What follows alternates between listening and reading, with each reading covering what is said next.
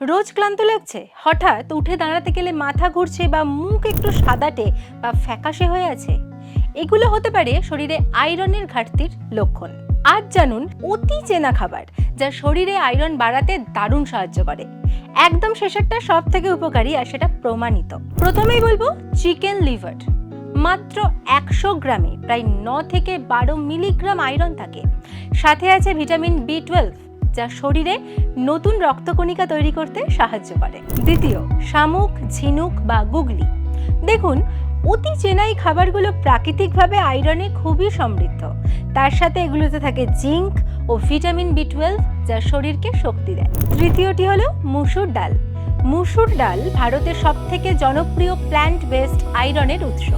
এটি হার্ট ভালো রাখে এবং ব্লাড সুগারও স্থির রাখতে সাহায্য করে। আর সব থেকে শেষে বলবো অত্যন্ত উপকারী সজনে পাতা বা মোরিঙ্গার কথা।